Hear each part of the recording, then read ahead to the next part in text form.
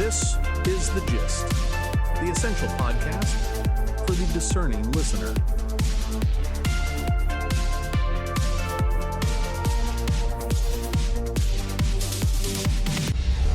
Hello and welcome to The Gist for Friday, July 10th, 2026. I'm John. And I'm Mary. We are your smart friends on the go. We read the news, we track the money, and we break down exactly how the world is shifting today. Let's kick things off with the Gist View. Today we are looking at the sheer scale of the artificial intelligence boom.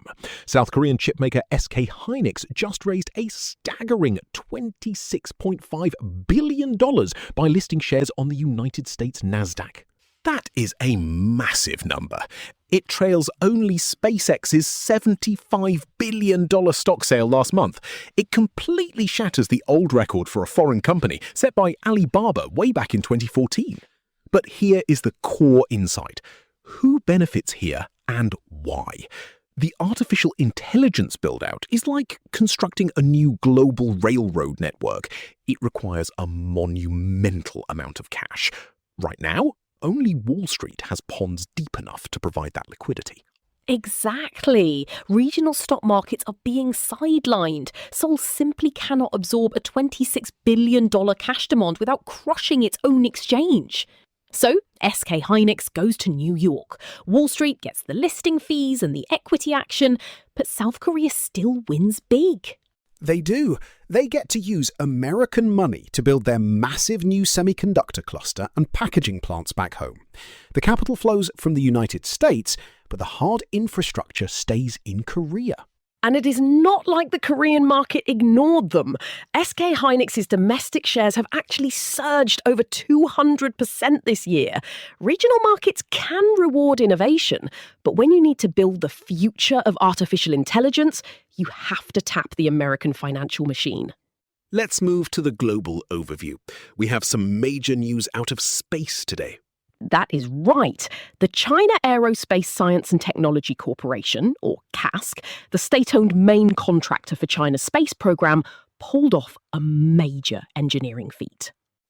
They successfully recovered the first stage of a Long March 10B rocket, and they did it by catching the booster in a giant net on a maritime platform in the South China Sea. Imagine dropping a skyscraper from orbit and catching it on a moving boat. It is a huge deal. It gives China a direct, homegrown capability in reusable space logistics. Reusing rockets makes getting into orbit vastly cheaper. They are clearly moving to match the pace set by SpaceX. Shifting gears to tech governance, Anthropic, a major artificial intelligence model builder, just appointed former Federal Reserve Chair Ben Bernanke to its long-term benefit trust. This is fascinating.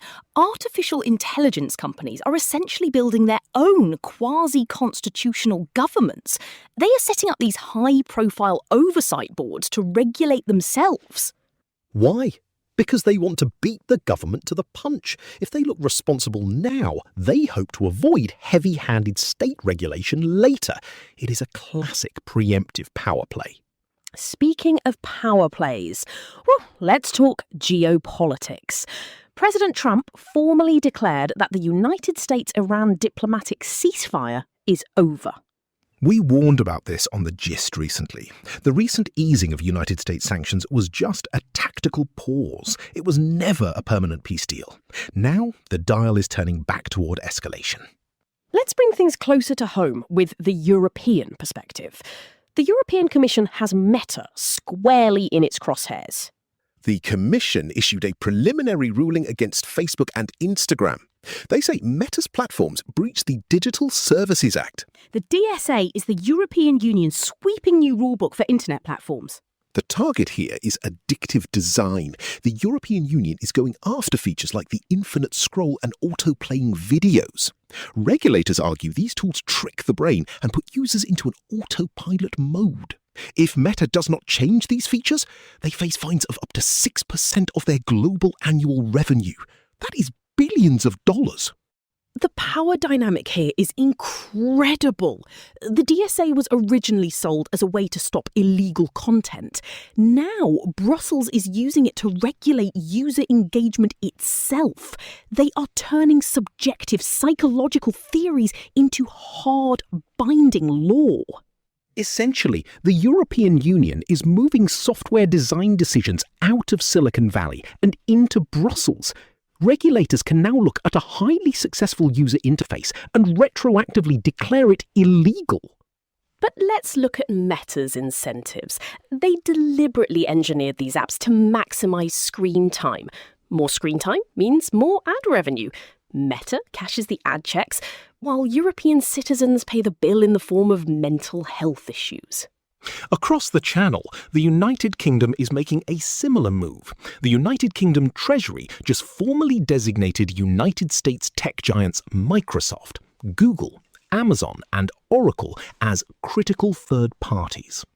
This means their cloud infrastructure is now subject to direct financial regulatory scrutiny.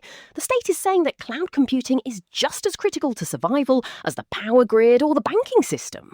Both the European Union and the United Kingdom are reclassifying standard tech operations as systemic vulnerabilities. It is a direct strategy by governments to claw back oversight and control over foreign tech monopolies. Time for the sign-off. Today's global temperature shows a world locked in a high-stakes tug-of-war. On one side, tech companies are building empires of unprecedented scale, pulling in tens of billions from Wall Street to fund artificial intelligence and catching rockets at sea. On the other side, governments in Europe and the United Kingdom are aggressively pulling the leash, turning cloud servers and scrolling habits into heavily regulated public infrastructure. Innovation is accelerating, but the state is fighting hard to ensure it holds the steering wheel. That does it for us today. If you enjoyed having us as your smart friends on the go, please join us every day by subscribing for free to the Gist's daily newsletter. Just tap the link right there in your show notes to get the absolute best insights delivered straight to your inbox. Thanks for listening, and we will see you tomorrow. The Gist, News Digest, and podcast are entirely written and produced by artificial intelligence. The Gist is out 3 times a day, every day, providing you with a liberal perspective on what to expect next. For more information and donations, visit thegist.online. Thank you for listening.